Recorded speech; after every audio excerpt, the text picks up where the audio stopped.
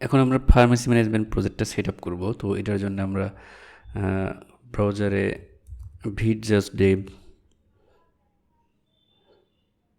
এই ওয়েবসাইটে চলে গেলাম এবং এখানে গেট স্টার্টেডে ক্লিক করলে দেখেন এখানে প্রজেক্টটা কীভাবে সেট আপ করতে হবে এটা ডকুমেন্টেশন দেওয়া আছে এখানে।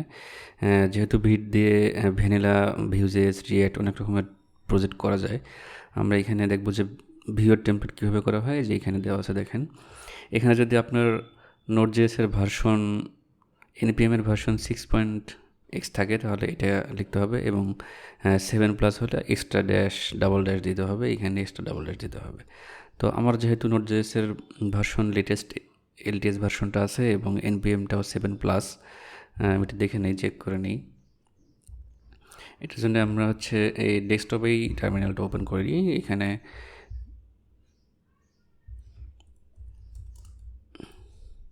npm আমার ভার্সনটা হচ্ছে 8.5 অর্থাৎ, তাহলে এটা আমরা এই কোডটা লিখে আমরা প্রজেক্টটা ক্রিয়েট করব। এখানে ক্রিয়েট করার সময় দেখেন আমাদের এখানে প্রজেক্টের নাম দিতে হবে। তো এই নামটা আমরা দেব হচ্ছে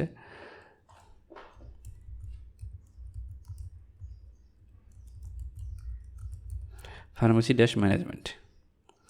লিখে এন্টার দিলে আমাদের প্রজেক্ট এখানে ক্রিয়েট হয়ে যাবে। এবং দেখেন এখানে যেটা করতে হবে সিডি ফার্মেসি ড্যাশ ম্যানেজমেন্ট এবং npm ইনস্টল।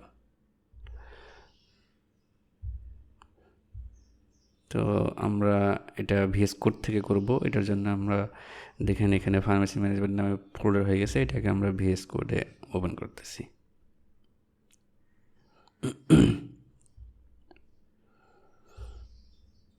এখন আমাদের যে কমান্ডগুলো চালাতে হবে সেটা হচ্ছে সিডি ফার্মেসি ম্যানেজমেন্ট, এটা অলরেডি এখানে আছে, npm ইনস্টল এবং npm রান ডিভ। তো আমরা npm ইনস্টল দিলাম।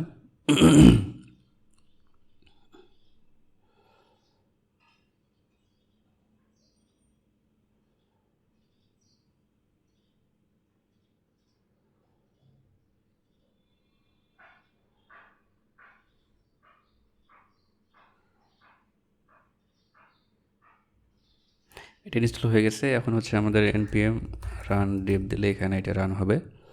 দেখেন রান হয়েছে হচ্ছে localhost:3000 এই পোর্টে রান হয়েছে। তো এটা আমরা যদি কপি করে আমাদের ব্রাউজারে ওপেন করি,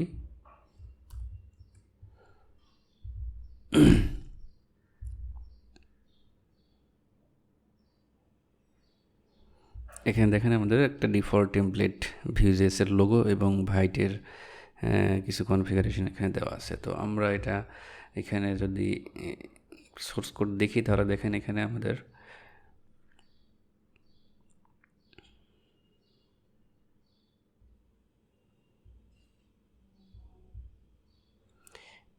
একটি ডিফল্ট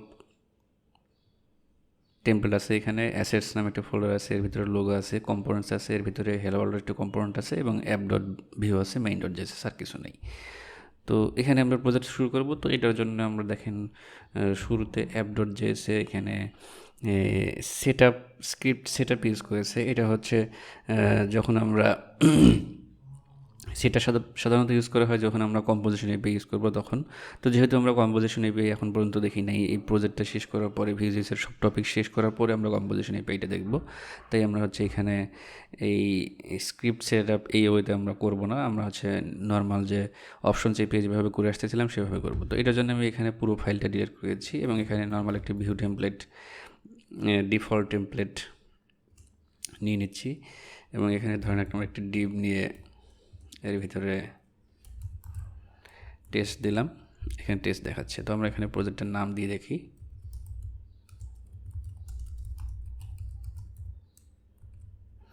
এটা আমাদের এখানে দেখাচ্ছে।